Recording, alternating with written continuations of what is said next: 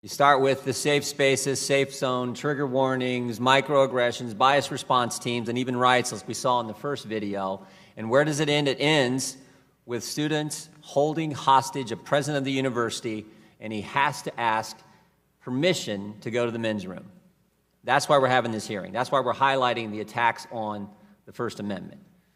And now I'm pleased to recognize our distinguished panel. I'd like to start with Ms. Nadine Strawson, law professor at NYU University, and also a long career working with the American Civil Liberties Union. We welcome you here, Ms. Strawson.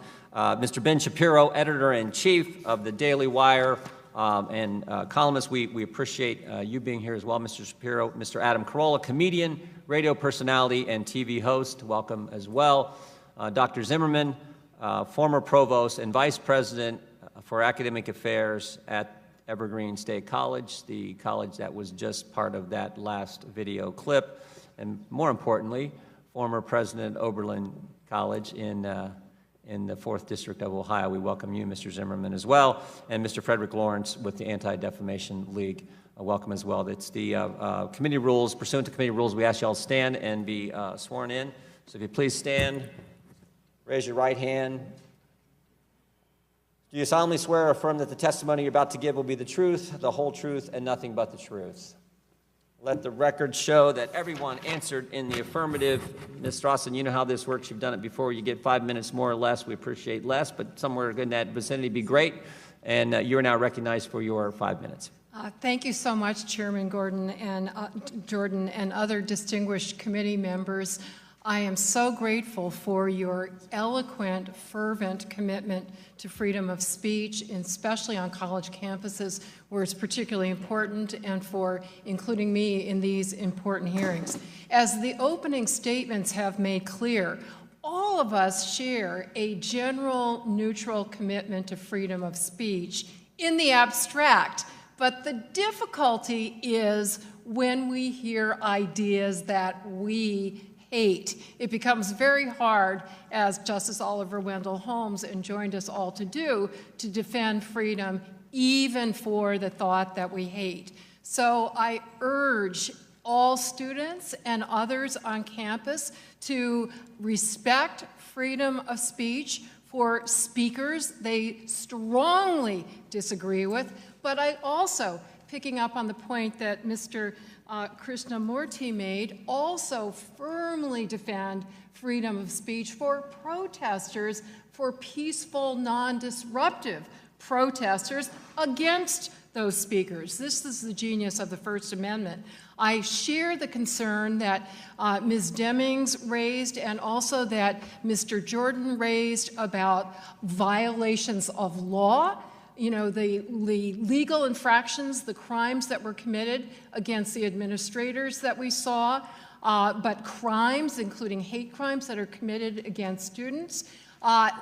We do not need to choose between robust freedom of speech and these countervailing concerns of equality and respecting law and order.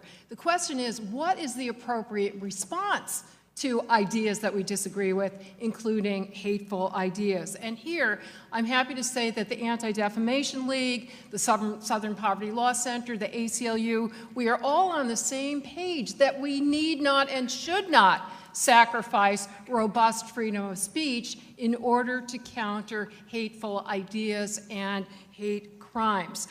In fact, the appropriate answer, as the Supreme Court has said, is more speech, counter speech. And interestingly enough, evidence demonstrates that it is far more effective than censorship in robustly, effectively countering ideas that we disagree with. I'm working on a book right now, and this is the whole theme of the book, summed up in the title, Hate, all caps, because that is a very serious problem in this country, but the subtitle is Fighting It with Free Speech, Not Censorship. And we really have to educate the activists, the students on today's campuses. I have to say, as an activist from the 60s and 70s, I'm thrilled by the resurgence of student activism in support of racial justice and social justice. I'm really heartened by their bringing in voices who were traditionally marginalized and disempowered. But I am disheartened by their apparent belief that freedom of speech is an enemy. Nothing could be further from the truth.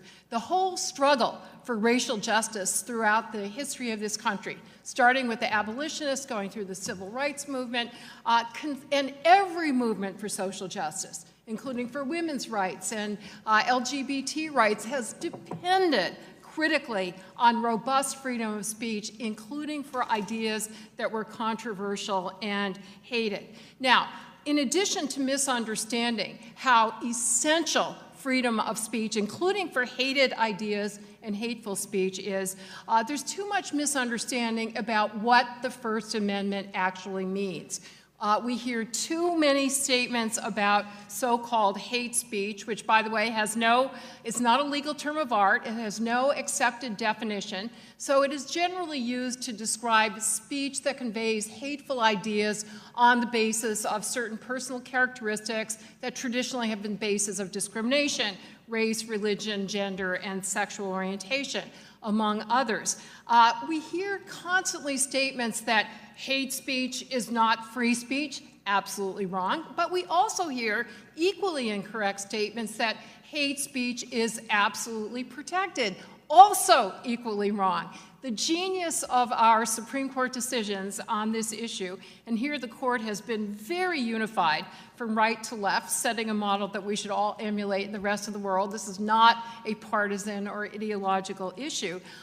They have laid down two core free speech principles. One, when hate speech or any other disliked speech may not be punished, and one, when it may be punished. And I think they are brilliant and make great common sense, including in this context. Number one, speech may never be censored just because we revile its ideas. That's called viewpoint neutrality. Number two, and this picks up on points that Ms. Demings in particular made, and was also made by other speakers, the opening speakers, that if the speech does cause what is often called a clear and present danger of harm, including instilling a reasonable fear that you will be attacked, the incidence of the nooses, that constituted targeted harassment and threats, which may and should be punished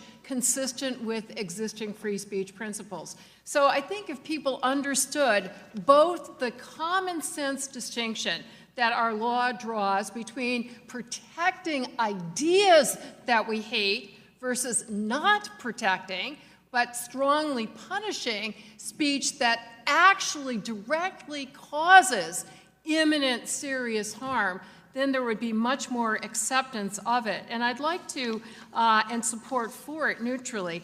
I'd like to end by quoting, there are so many that I could quote, prominent minority leaders who recently have spoken out against censorship on campus, not only because it is wrong in principle, but also because it is disempowering to the student activists who are seeking greater justice. And there are many examples. One would be former President Obama himself, but I'm going to quote somebody who was actually a university president. Ruth Simmons, former president of Brown University, the first African-American president of any Ivy League university, and the first female president of Brown. She said, "I believe that learning at its best is the antithesis of comfort. So if you come to this campus for comfort, I would urge you to walk through yon iron gate. But if you seek betterment for yourself, for your community, and posterity, stay and fight." Thank you. Thank you, Ms. Strawson. Mr. Shapiro. It's an honor to testify It's an honor to testify before you here today. The reason that I'm with you is that I speak on dozens of college campuses every year, so I have some firsthand experience with the anti-First Amendment activities that have been taking place on the college campuses. I've encountered anti-free speech measures, administrative cowardice, even physical violence at campuses ranging from California State University at Los Angeles to University of Wisconsin at Madison, which is driving the legislation that Ms. Demings was talking about, to Penn State University to UC Berkeley, and I am not alone. In order to understand what's been going on at some of our college campuses, it's necessary to explore the ideology that provides the impetus for a lot of the protesters who violently obstruct events, pull fire alarms, assault professors and even other students, and the impetus for administrators who all too often humor these protesters. Free speech is under assault because of a three-step argument made by the advocates and justifiers of violence. The first step is they say that the validity or invalidity of an argument can be judged solely by the ethnic, sexual, racial, or cultural identity of the person making the argument. The second step is that they claim those who say otherwise are engaging in what they call verbal violence. And the final step is they conclude that physical violence is sometimes justified in order to stop such verbal violence. So let's examine each of these three steps in turn. First, the philosophy of intersectionality. This philosophy now dominates college campuses as well as a large segment, unfortunately, of today's Democratic Party, and suggests that straight white Americans are inherently the beneficiaries of white privilege and therefore cannot speak on certain policies, since they have not experienced what it's like to be black or Hispanic or gay or transgender or a woman. This philosophy ranks the value of a view not based on the logic or merit of the view, but on the level of victimization in American society experienced by the person espousing the view. Therefore, if you're an LGBT black woman, your view of American society is automatically more valuable than that of a straight white male. The next step in the logic is obvious. If a straight white male, or anybody else who ranks lower on the victimhood scale, says something contrary to the viewpoint of the higher-ranking intersectionality identity, that person has engaged in a microaggression. As NYU social psychologist Jonathan Haidt writes, microaggressions are small actions or word choices that seem on their face to have no malicious intent, but that are thought of as a kind of violence nonetheless. You don't have to actively say anything insulting to microaggress.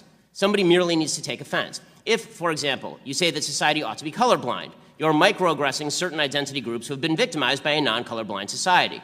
Note, microaggressions, as the name suggests, are not merely insults. They are aggressions.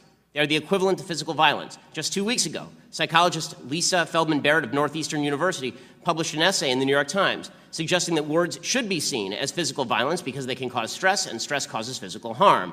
Thus, Feldman suggested it is reasonable, scientifically speaking, to ban or restrict speech you do not like at your school. This is both inane and dangerous. That's because it leads to the final logical step. Words you don't like deserve to be fought physically. When I spoke at California State University at LA, one professor threatened students who sponsored me by offering to fight them. He then posted a slogan on the door of his office stating, "The best response to microaggression is macroaggression."